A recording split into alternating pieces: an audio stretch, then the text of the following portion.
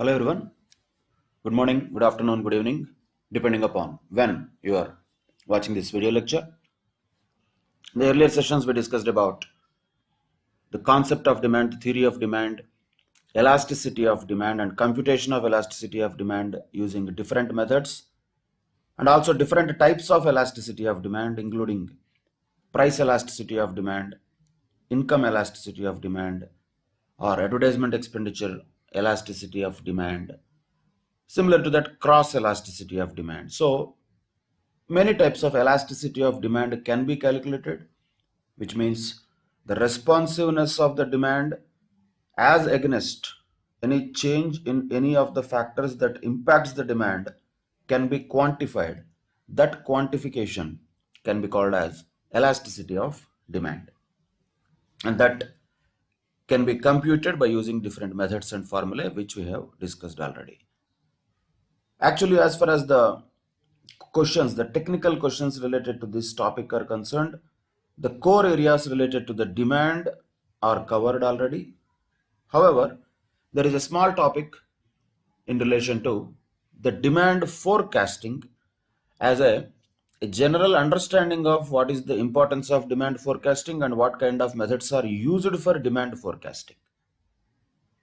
But before entering into this topic of demand forecasting, I would like everyone of you to be aware that maybe we will be under an impression that we are doing demand forecasting. The point is, no, we are not going to do demand forecasting. We are going to only understand that there is something called demand forecasting. We are only going to, at the maximum, know the names of the techniques which might be used for demand forecasting. So this is the very basic level index, we can say, for the technique of demand forecasting. And because of the scope that we are only restricted with this, we don't need to really go into the details of the actual demand forecasting techniques, which will be used by the organizations in real life.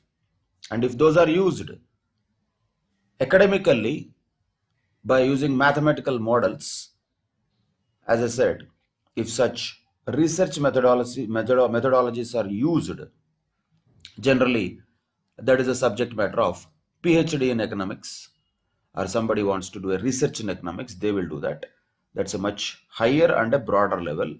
So let us understand where our limitations are, what is the scope of our learning also clearly, not to push those limits harder to expand. We should do that.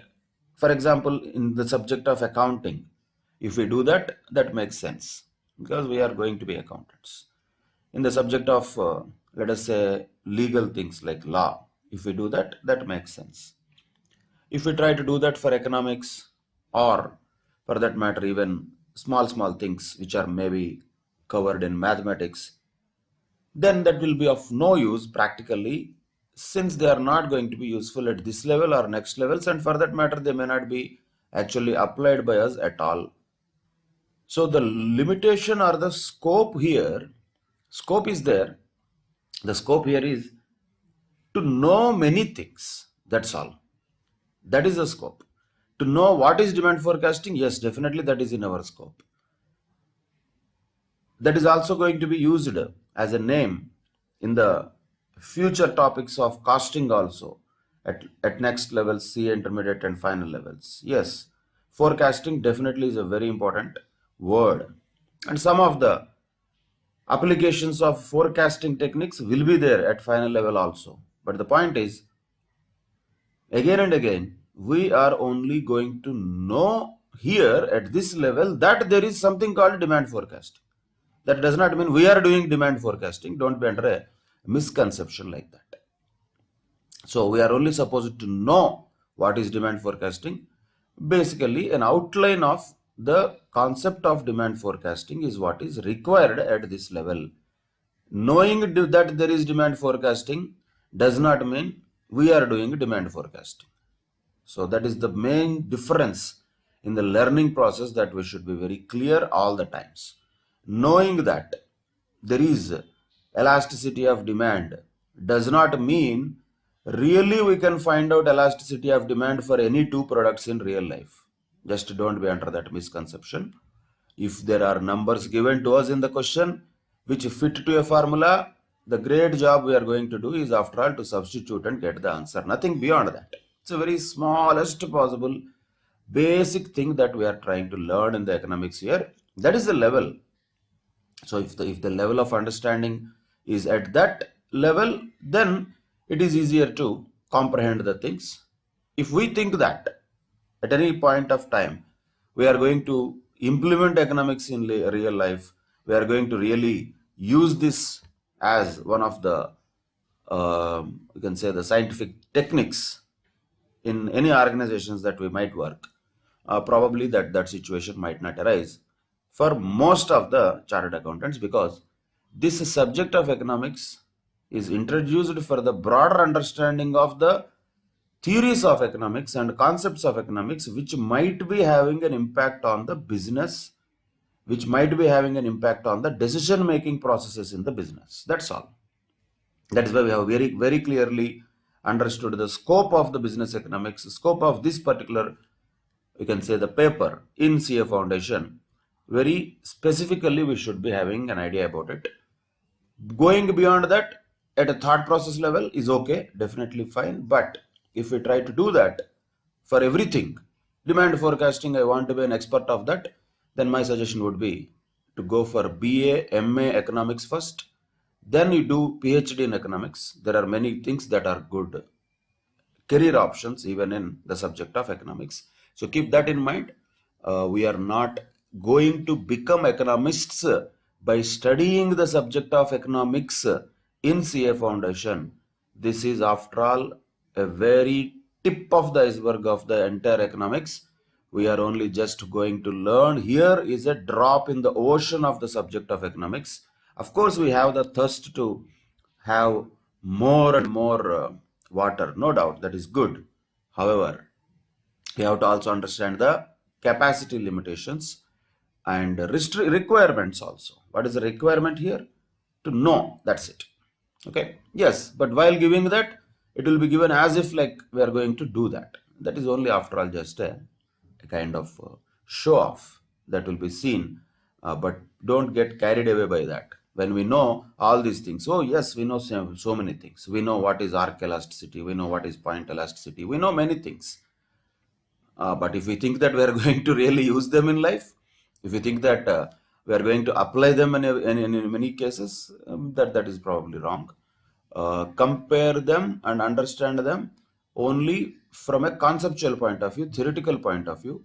That is the requirement of this subject, not from a really practical, actual life situations. No.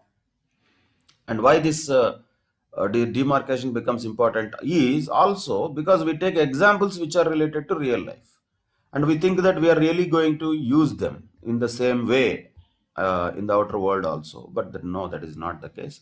We take examples for understanding purposes. So I always tell, don't take examples seriously and try to think that by knowing those examples or by knowing the theories, with the help of that examples, we can apply these theories anywhere.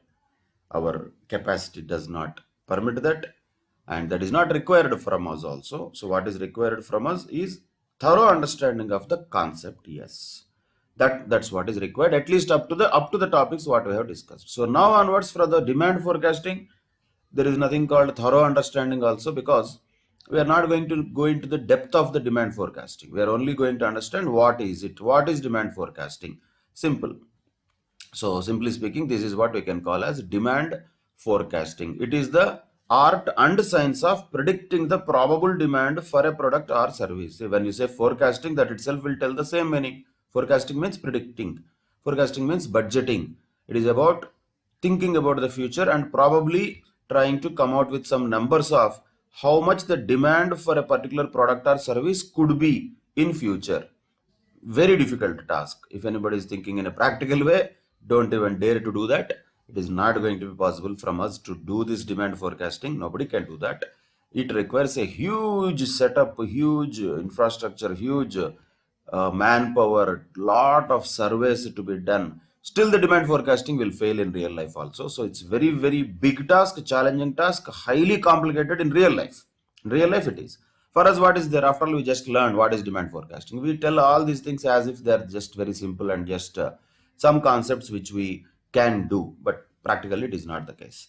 So for us, mostly the words are important. Mostly the concept of each of the words is enough, not the practical application of it. So that limitation we have to keep in mind. Same way, forecasting of demand, name we should know. What does it mean? We should know. Yes, there is something called an art and science of predicting the probable demand. Yes, that's all. Does it mean just by knowing that there is something called demand forecasting, we became experts of demand forecasting? We became nothing actually. So we forget about expertise. We can't even do the demand forecasting. So that is a point of limitations we have to understand always. So art and science of predicting the probable demand is there.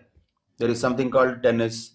There are people who play tennis. Yes, we know that. That does not make you Federer. That does not make us Sania Mirza or somebody. So knowing that there is something called tennis does not mean we know tennis and we become experts of tennis. So the level where we are now is at that level where we are just knowing certain things. Yes, there is something called demand forecasting. It's an art also, science also. And what does it do? It does predict the demand related to the future in relation to a product or service. That's all. That is what is demand forecasting. And this has to be done as much scientifically, as much objectively as possible, based on certain facts. Usually, forecasting, if it is done on the whims and fancies, then generally that will not be resulting a good forecasting results. That will be only some guesswork. Guesswork cannot be called as forecasting, and astrology is not forecasting. Those things are not what we are talking about. It is not a matter of belief here. It is a matter of scientific techniques which are used to predict, which are used to forecast the future demand in relation to a particular product or service. So the point is, this has to be done more scientifically and objectively, taking facts into consideration. That's it. That is demand forecast. So as usual, it is useful. Is it useful or not? Of course, yes, it is useful, because sales forecasting is definitely important for all the business policy decisions, because without that, any other business policy decisions cannot be taken. Why? Because you can just understand in a simple way, wherein, let us say, if you have a requirement of, if you have a requirement, so the requirement is about forecasting the production materials and all that. So we'll see how to do it in later stages. Of course, not the sales forecasting, the other forecastings, which are called budgets. That is called costing in CA intermediate and final level. But just for understanding purposes, we can know the names of that. So let us say if somebody wants to know, if a factory wants to know how much they have to produce. So for example, if somebody wants to plan production, how can they plan production? How can they plan production? How do they know that this much production they have to do? Not possible. They cannot just like carry on with production process with whims and fancies in mind. They cannot just like that dream, okay, tomorrow morning we'll do this much production according to the dreams of the last night. Not possible. Cannot be done. In the factories, it has to be done very scientifically. So production has to be forecasted. Production cannot be forecasted without the sales. So first sales has to be forecasted. That's what we are talking about. So first sales has to be forecasted. Then on the basis of that only production can be forecasted. On the basis of that only the materials requirement can be forecasted. Materials requirement means how much materials will be required for consumption, or materials consumption you can call it. That can be forecasted only on the basis of production. If you know how much materials are required, then only you can purchase them, right? So otherwise, how can you purchase them? So purchase of materials also will be based on this material requirement. So without sales forecast, without the sales budget, there cannot be a production budget. Without production budget, there cannot be a materials consumption budget or requirement budget. Without that, there cannot be a materials purchase budget, or also called procurement budget. So these are all part of this any organization's planning process. That's called budgeting. With numbers, how to do that, we'll learn that in the later levels of CA intermediate and final. But right now, at least we can know that these are all linked with each other. So straight away, if the organization has a question, how much material should I purchase? How do you know? Without knowing how much your requirement is, first of all. So you need to know materials requirement in order to know how much of materials to be ordered. Okay, sir, I know now the requirement. Accordingly, I ordered the materials also for purchase. So requirement of the materials, how do you know? Without knowing how much you are producing, because of the production only, you will know how much requirement of materials will be there. So without production, this is not possible. Okay, you know now production, you know the materials requirement. But how did you know production? Without knowing sales, it is not possible. So reverse calculation it is. Usually we think that first purchase happens, then the production happens, then the sales will happen. Yes, that is the way it is actually done. But planning has to be done reverse way. Planning has to be done first sales. On the basis of that, production is planned. On the basis of that, materials requirement, materials purchase. In fact, all the other budgets like human resources budget, etc. will be planned on the basis of these budgets which are prepared by the organizations. So the point what we have to come out with this is, the essence is, everything or every planning process in relation to any particular organization depends upon the sales budget first. So this is the entire planning and decision making process is going to be impacted. It is going to be very much revolving around the demand forecasting. So demand forecasting will have a huge impact on the planning and decision making process of many organizations. That's it. And with this, also what all things can happen, those are all general things like production planning, as we talked about. Process selection can be selected like that. Capacity planning, how much capacity to be utilized.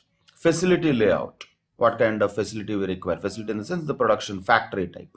Inventory management, none of them we are going to do. We are only knowing the names. All of them we will learn at either at a later stage during chartered accountancy course or in real life if the life requires us. Otherwise, these are only just names.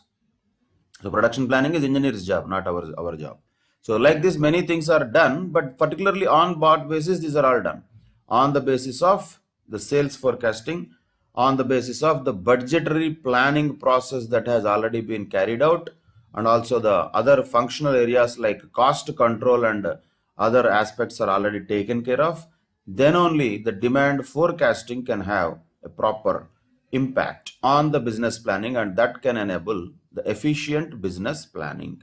Like this, the business planning and decision making process in a nutshell will revolve around basically the demand forecasting. Demand forecasting plays a very crucial role in all these things: production planning, process selection, etc., etc. We don't need to really know any details about them, just the names. They themselves are self-explanatory. Production planning means planning about how much to produce, what to produce, how to produce at a factory level, how that happens. Process selection, what kind of techniques to be used for production. Capacity planning, how much percentage of capacity to be utilized. Facility layout is about the physical layout of the factory. Inventory management means managing the stocks of raw materials, work in progress, and finished goods, like that. These are all various aspects which will be useful in the real life application of demand forecasting. We just know here the names of these things. So everything is actually linked to demand forecasting or sales forecasting is the essence of this all entire paragraph is that, right?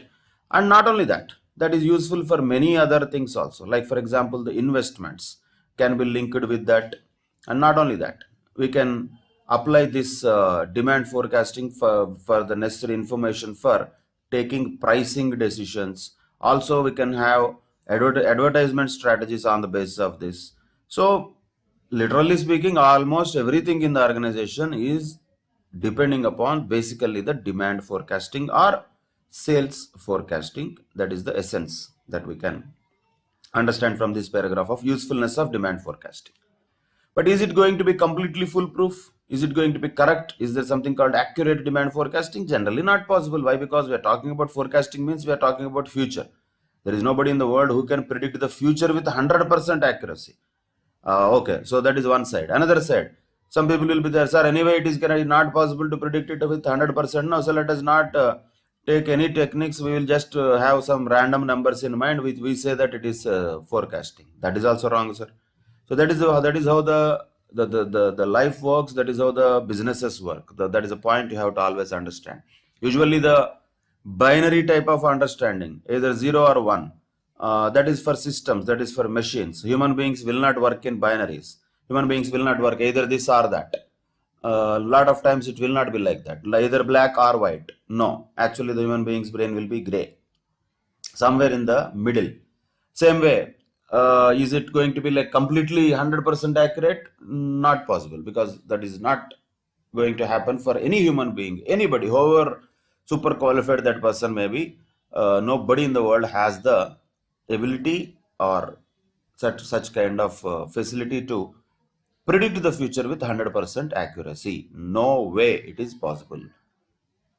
On the other side, extreme thing, if you take, sir, anyway, when it is not 100%, let us not even worry about it. We will do it just like whatever comes in mind. No, that is also wrong.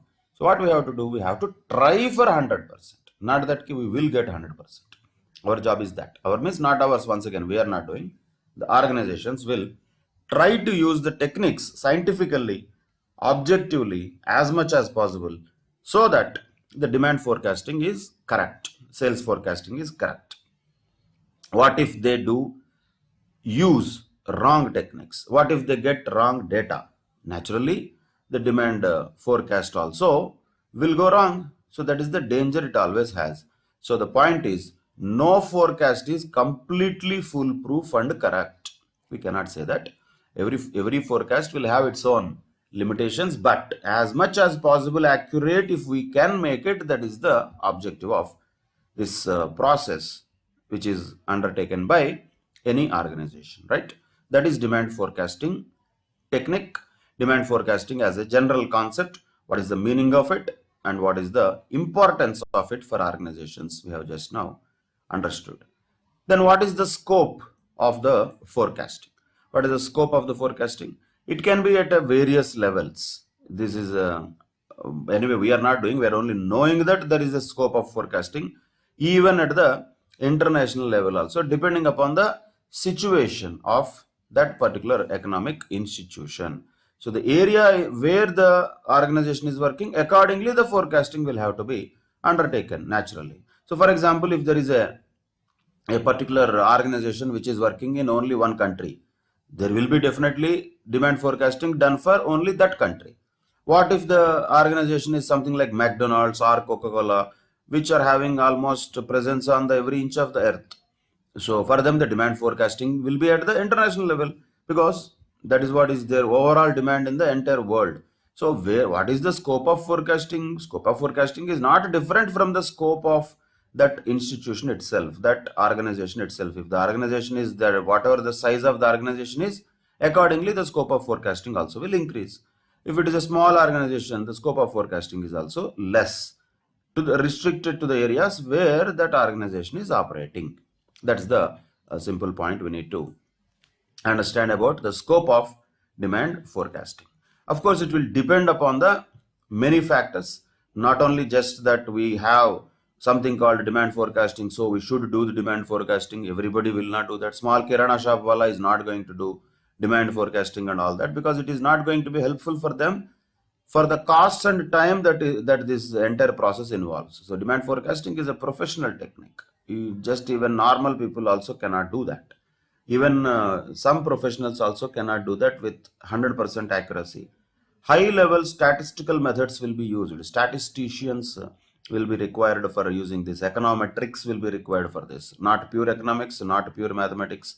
So many things will be required to be used in conjunction with the understanding of the marketing.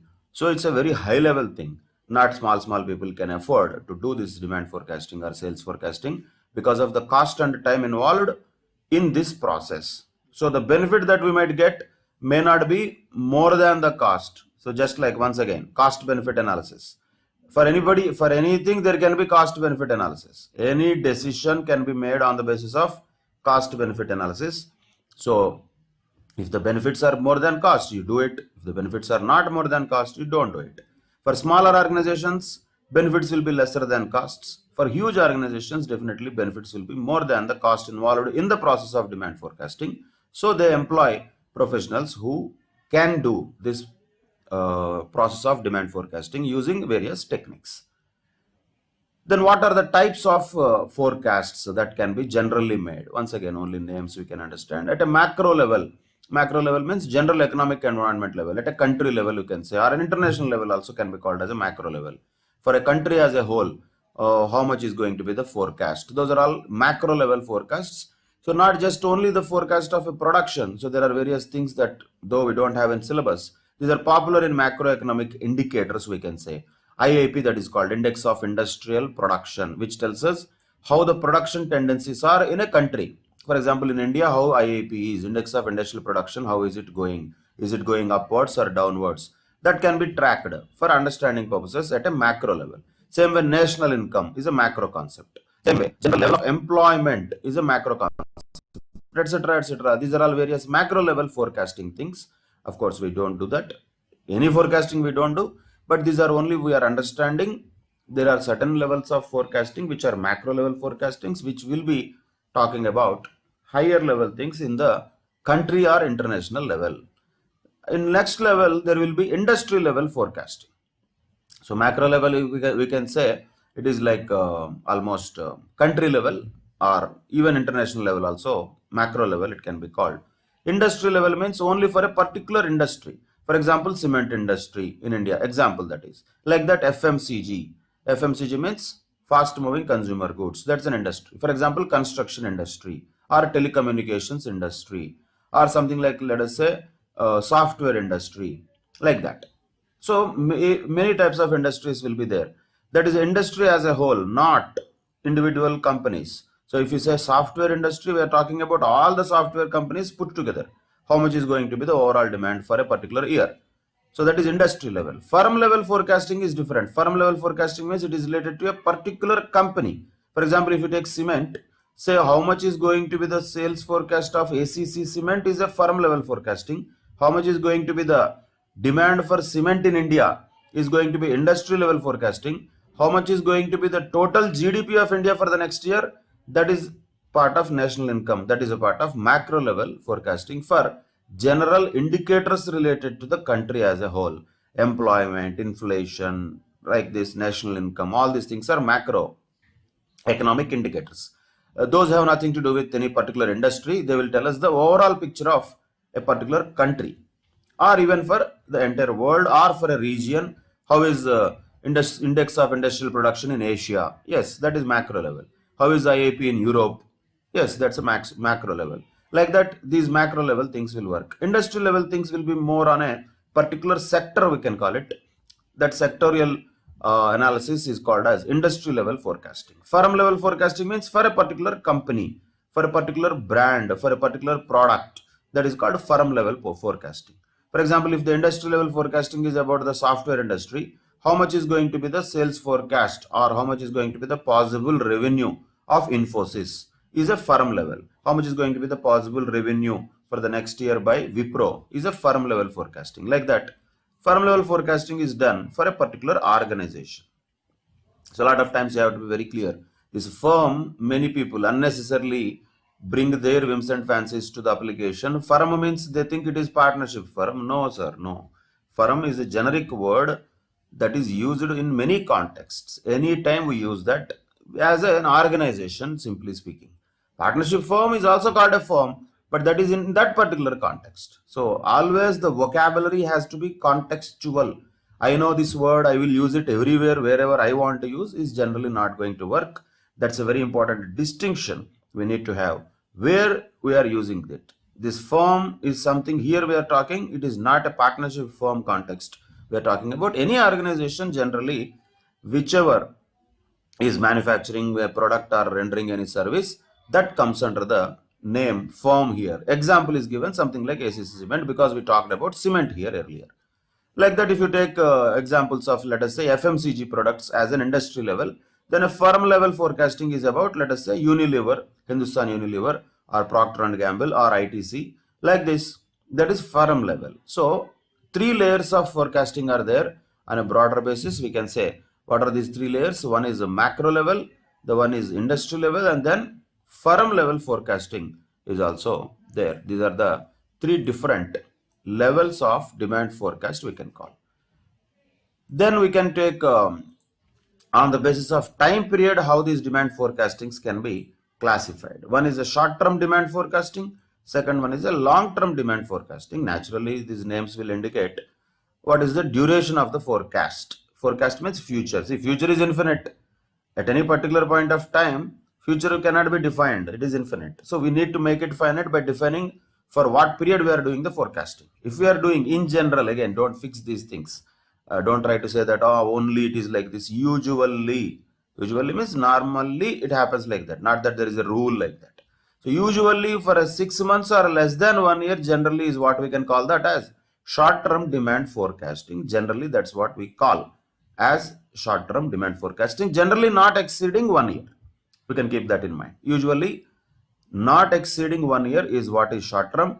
Generally for the forecasts of more than 1 year, say 2, 3, 4, 5 years, that is called as long-term forecast.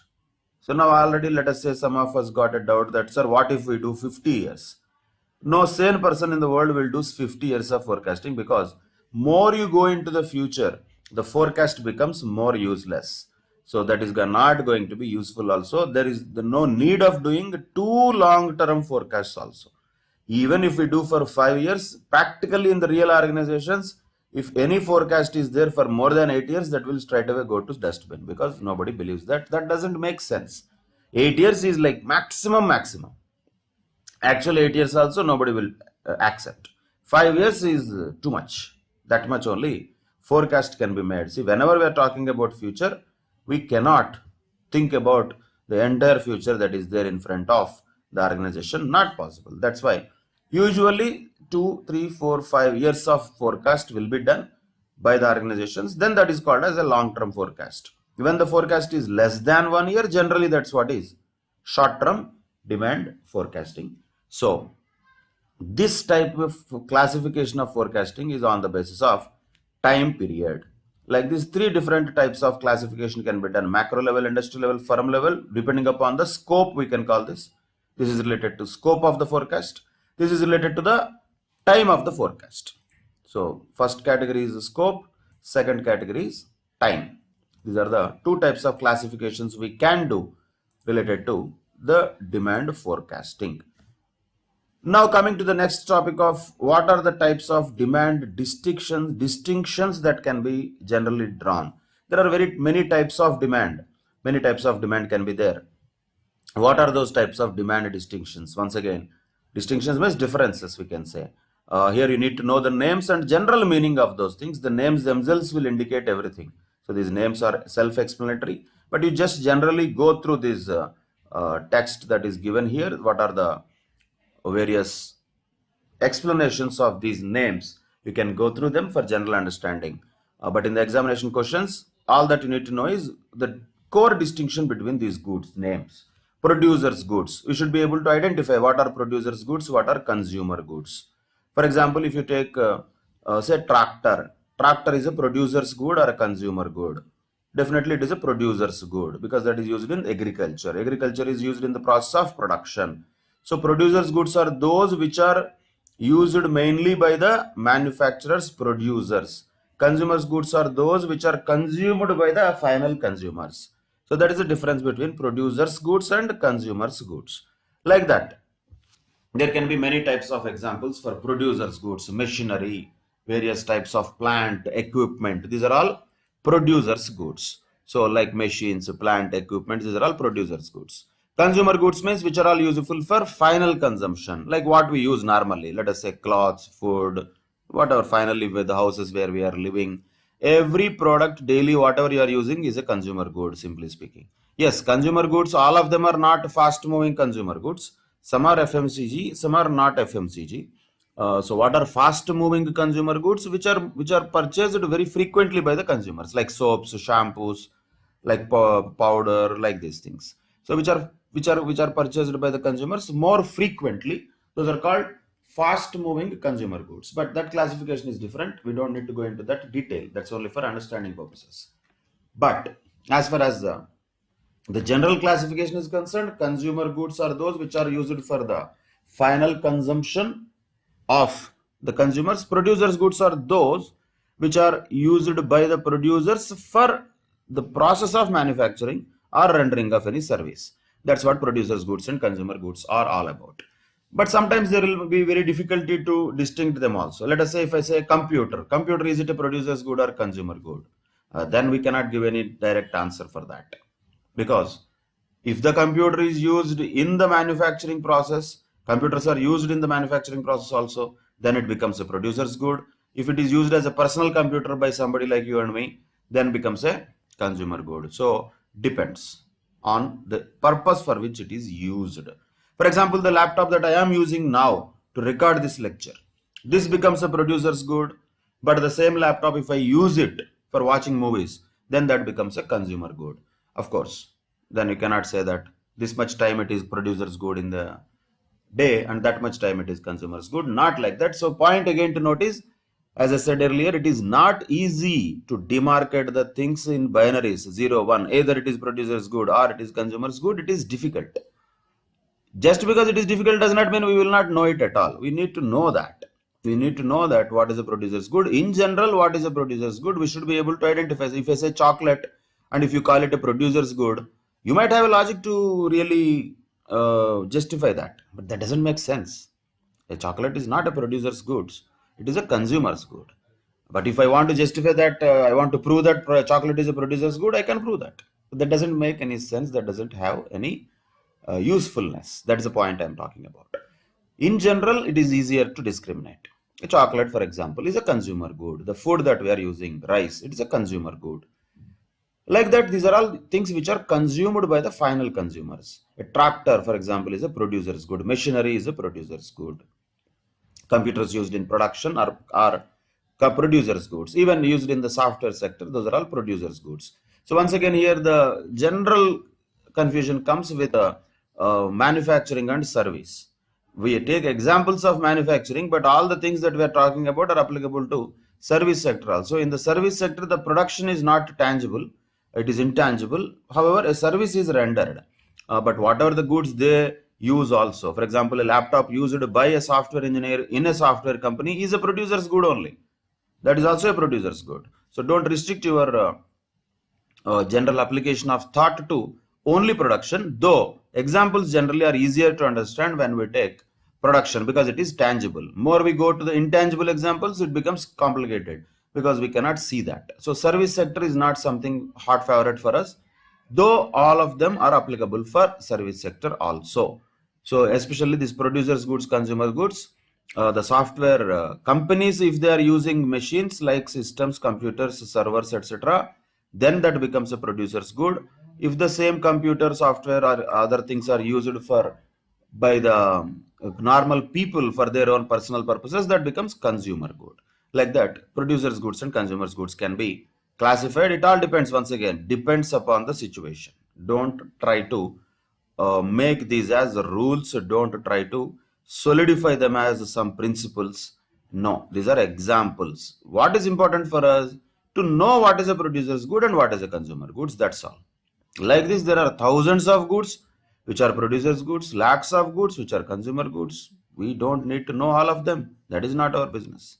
But if a particular good is given in the question, if a particular reference is made to a particular type of commodity in a question, then our common sense should tell us whether it is a producer's good or consumer's good. It is not economics that helps us.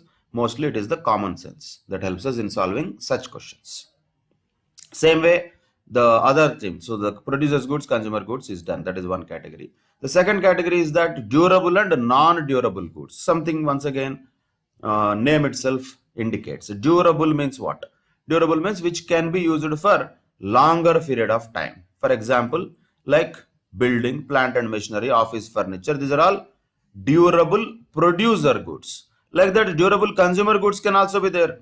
Durable consumer goods, for example, cars, refrigerators, mobile phones, these are all durable consumer goods. They will be used for a longer period of time. So once again, what is longer period of time? Not possible to really define it 100% accurately.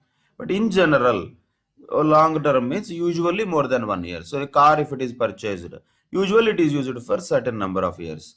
Then if we say that, sir, I know some person who sells cars every month, then I cannot help it. But still, for a normal sane person, normally it is a durable consumer good, that is like cars, refrigerators, phones, many of the things that we use like electronic products.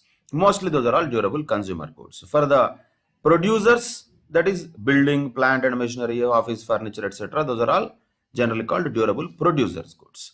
Same way, what are the non-durable goods? Non-durable goods means other side. So non-durable producers goods, what are those? For example, like raw materials, fuel and power, packing items, these are all non-durable producers goods. These are used by manufacturers in their manufacturing process. For example, sugar cane used in sugar factory is not a durable good. They are not going to buy the sugar this year and use it after 2 years. Generally, no. They'll buy it in a particular season from the farmers and immediately they use it. So the durability of that raw material is relatively lesser. It's not going to be used for a longer period of time. Same way, fuel and power also. Power to very non-durable, very much non-durable. Electricity, when you consume it, then only you are buying it also, consuming it also, without any time difference. So that is the on the spot, instantaneous consumption and purchase happens if there is of any product, that is the electricity. So power definitely is a very non-durable commodity because it cannot be stored simply. That is one of the variety type of commodities. So we don't need to go into the technical details of that.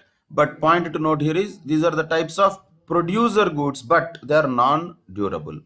But what are the non-durable consumer goods? We also use normal customers. We use a lot of non-durable goods on a daily basis. So those are like beverages, bread, milk, etc.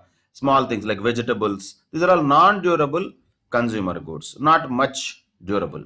Once again, what do you mean by much and all? Not possible to define. Depending upon the situation, we need to understand whether it is a durable good or a non-durable good. So it is all about the common sense and application of a particular situation to this concept, rather than having a list of all durable goods, having a list of all non-durable goods. That is all at earlier levels where you had this possible questions of asking you about give me 10 examples of this, 5 examples of that. That's okay. But right now, our job is not to know them or not to remember any such things. We should not remember any lists or examples here. No, all that what we should remember is the concept of it. And using that concept, we should be able to define any commodity. We should be able to distinguish any commodity falling under which category we should be able to identify. Let us say if I say a refrigerator, immediately, is it a producer good or a consumer good? Directly we cannot tell, because if the same refrigerator is used by, let us say, a pharmacist in a medical shop, then that becomes a producer's good. Then don't say he's not a producer. And all producer's goods means the selling side good. Consumer good means finally, if at all, what are the refrigerator we are using at home, that is consumer good. Same refrigerator can be a producer's good also and a consumer good also, depending upon the situation. That we should be able to distinguish. Same way, if I say the same refrigerators, is it a durable good or a non-durable good? Definitely it is a durable good. It is a durable good which will be used for little longer period of time. So that's why we can call that as a durable good. Like this, for any particular product, we should be able to classify them into any of these categories. That is our requirement, nothing beyond that. So that is the two types of classifications of commodities, and naturally the demand forecasting also will be for these goods in a different way. Then there is other types of demand classification, something like a derived demand and autonomous demand. Already we a little bit touched it earlier. Like for example, when there are related commodities like substitutes or complementaries, mostly the demand for a particular commodity is derived from the other particular commodities demand. That is called as a derived demand. Simply the name itself indicates, where the demand for a commodity arises because of the demand for some other commodity. That is called as a derived demand.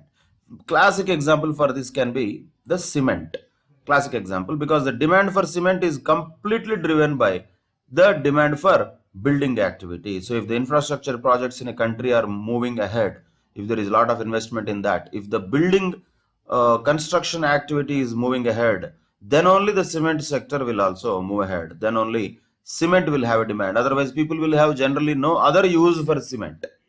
Then somebody will say, sir, cement is used for by dentists also to fill the gaps in the teeth and all. These are exceptions. So there's a point. For every point, there can be a sideline discussion. There can be easily a deviated thing which can prove this point to be wrong. And if our mindset is in that sense, in that direction, then it's going to be unnecessarily complicated for every item. Yeah, for fun, yes. For fun, definitely we can do. So is the demand for cement a derived demand on the basis of construction activity? Answer is yes.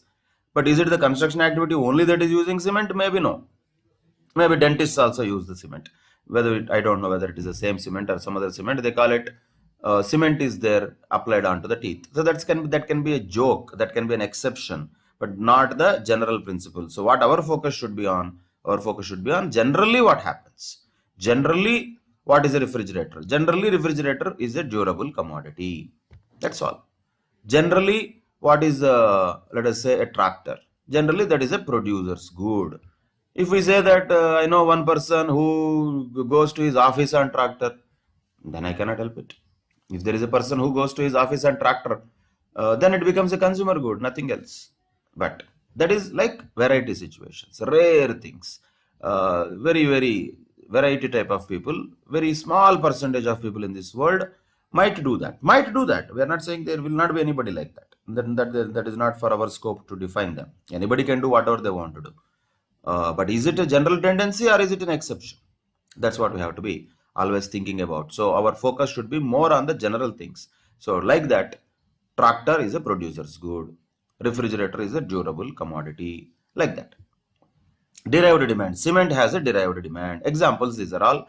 But concept is what we have to understand. Derived demand means it is a dependent demand. One way we can say the demand of one particular commodity is dependent on the demand of another particular commodity. That is called as derived demand. If it is independent, then it is called as autonomous demand. Simple. It is an autonomous demand. Means directly it is dependent upon the consumer's willingness to purchase it and ability to purchase it, rather than it is derived from the demand of some other product. So if it is derived demand, then the demand for that product is dependent on the other product's demand. If it is autonomous demand, the demand of that particular product is not going to be dependent on other products' demand. So for any particular product in general, usually let us say all the goods that we are talking about, all the goods which we are talking about, those are all autonomous. Autonomous means their demand is not dependent upon other products' demand. Autonomous does not mean they are not dependent on any factors. If I say refrigerator's demand, is it dependent on anything? Any other product? No. It is not dependent on any other product. Definitely not. But is it dependent on some factors? Yes. It is dependent upon what is the general temperature of that country. It is dependent upon what is the season of the year in which the demand for refrigerators will be more or less. Those are all dependent factors on which the refrigerator's demand will have dependence. But that does not mean it becomes a derived demand. No, understand this carefully. Dependency or interrelatability between any two factors in the world can be established. That is not a big deal. Just because of that, it does not become derived demand. Derived demand means the demand of that product should be dependent upon the demand for another product. Then only. Then we call it a derived demand. Generally that happens when, usually for all the producers' goods, industrial inputs is a derived demand in general. That's what happens. Also for the complementary goods also, usually it is a derived demand, like we discussed about earlier. Let us say the demand for ink increases when the demand for pens increases. When the pens demand increases, ink demand automatically increases. Like when the demand for printers increases, demand for cartridges also increases. Same way, when the demand for mobile phones increases, the demand for the memory cards in that also will increase. Like this, many dependent goods are there where the demand will be derived from the demand of some other product, then it is derived demand. If there is no dependence, it is called as autonomous demand. Generally, most of the products are autonomous demand only. If there is a link between that product's demand with that of another, then only we call it a derived demand. Once again, we cannot have a hard and fast rule here. We cannot have a list of these things here. We are only talking about examples. Then in the examination, if a question is asked, how to identify, sir, whether it is a derived demand or autonomous demand? For that, we have to use something called as common sense, sir. Accordingly, we have to identify. And that happens only when we know what does the word mean. The word derived demand means dependency on the demand of another product. The word autonomous demand means there is no dependency on the demand of another product. That's what is derived and autonomous demand. Other things already we discussed. The demand for the firm's product and industry demand. So the industry demand means for the entire industry. For example, steel industry, cement industry, construction industry, pharmaceutical industry, software industry, like that. That is all demand for industry. Firm's demand means what? For a particular company. Let us say here, because the word used is steel, the example taken in this paragraph is steel. If you say demand for steel, what are we talking about? Are we talking about a company or for the entire industry of steel? We're talking about industry demand when we talk about demand for steel. But if you say TISCO, that is a Tata Iron and Steel Company, how much sales it might do in the next year, that becomes a firm's demand. So this is what difference is. Industry demand is about a particular industry or a sector. Firm's demand is about a particular organization, whatever the size of that organization may be. In general, the firm's products, firm's share in the market is expressed as a percentage of the industry demand. For example, there is a total steel market in India, for example, understanding purposes. Imagine, let us say there is a 1 lakh tons of steel that is going to be used in a year in the country, in India. 1 lakh tons is called as industry demand. That is demand for steel. Let us say that TISCO manufactures 20,000 tons of steel in a year. Then what we can say? TISCO is catering to 20% of the market demand. Or we can say TISCO's market share in the country, in the steel market of India is 20%. So that is a percentage of industry demand, which is only a particular share of a firm's demand when compared with the industry demand as a whole. That will be a small portion of it. How big? That depends upon the size of that company. Certain companies will have very higher amounts of demand. For example, if you take the overall cool drink, soft drink market for a country like India, in that mostly it will be somewhere between 50-50 only between Pepsi Cola and Coca-Cola. So that is where the players are less. That means the individual percentages what they are having will be high, natural. But when the players are more, then the individual shares that they hold in the total market demand will be relatively lesser. So it depends upon the position of a company in the market. This percentage of a particular company's share in the total industry demand, that is what we call it as market share. Market share of the firm is nothing but, market share means not the share market. Share market is different, market share is different. Share market means the stock market. It is like any other vegetable market, fish market, like that. In vegetable markets, vegetables are sold. Fish market, fish is sold. Gold market, gold is sold. Share market, shares are sold. That is a market. But here market share means it is not market. We are talking about there is a big market within which a particular organization's share is a small percentage of the overall industry demand. So because the topic of firm's demand and industry demand we are talking, what is market share of a particular product or a particular brand we can call? That is the percentage of its demand forecast as compared with the industry demand forecast or actuals. Accordingly, the market share of a firm can be found out. So there is a difference between industry demand and firm's demand. Industry demand is related to a sector as a whole, whereas a firm's demand is about only one particular organization. That's it. Same way, this also we discussed earlier when we talked about the classification, short term and long term. See, earlier we did the classification two types, one scope, one time, all are already covered. Scope wise, macro level, industry level, firm level. Time wise, short run and long run. So same things are repeated here. The short run demand means basically about immediate changes in the prices and other things, like for example, if there is a change in the product price, how the demand will react. Changes in the price of related commodities changes, how the demand will react. Like this, many of the consumption patterns in the short run will have an impact on the short run demand, where there is an immediate reaction to these changes. That is short run demand. Usually in the long run means what? Which exists over a longer period of time.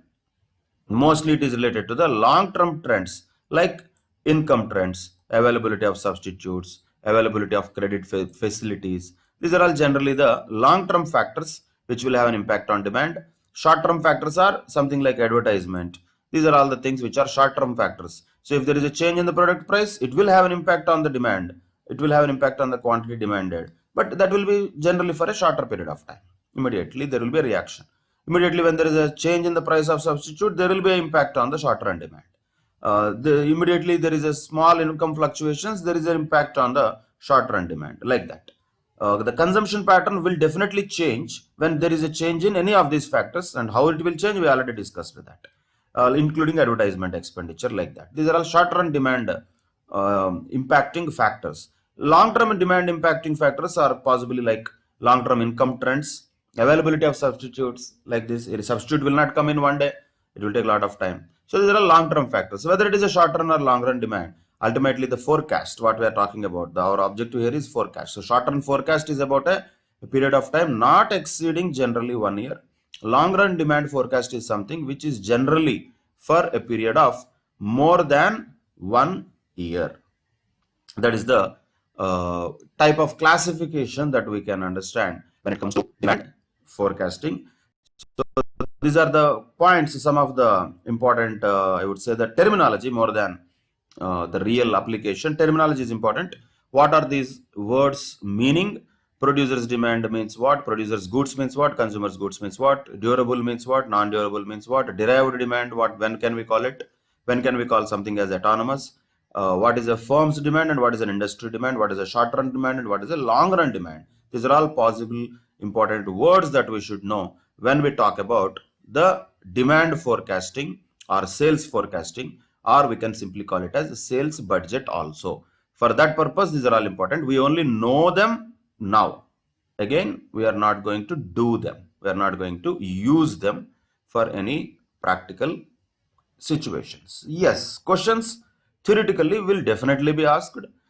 We should be able to identify what the question is talking about.